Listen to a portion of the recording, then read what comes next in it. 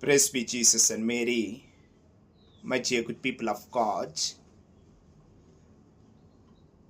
In today's healing narrative of Jesus curing the blind man at Bethsaida, it is interesting to note that he was not healed instantly.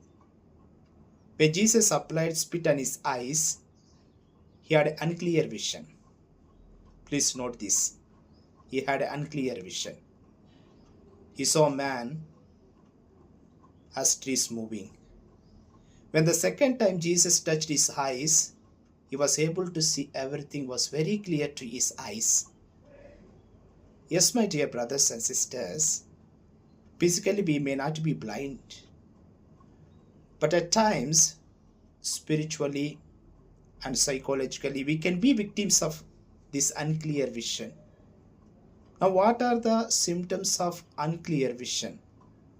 What are the symptoms of spiritual and psychological blindness that cause us to become blind in our day-to-day life? First comes, we see only the dark side of a person. Yes, very often we see the dark side of a person, but often we fail to see the bright side of a person. We see only the mistakes of a person, secondly, but often we fail to see the goodness of a person, accept the goodness of a person, encourage the goodness of a person, but only we see the negative side of a person, the mistakes of a person, and we try to pass the critical judgment on these people.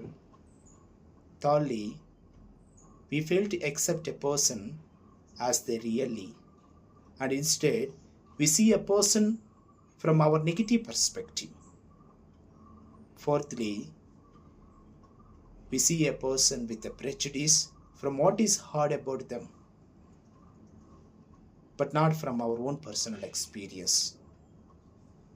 Lastly, we see ourselves as right, others as wrong. Therefore, my dear brothers and sisters, the gospel of today, the beautiful and wonderful account of today's gospel reading, invites us that to wear God's spectacles with the two lens of love and mercy, which will enable us to see others just as Jesus would see others. Zacchaeus, the tax collector, Matthew, Mary Magdalene, and St. Paul, the persecutor of Christians, Pharisees, scribes, they saw them as sinners. But whereas Jesus saw these people with love and mercy. Therefore, let us look at others with love and mercy. Let us accept others with love and mercy.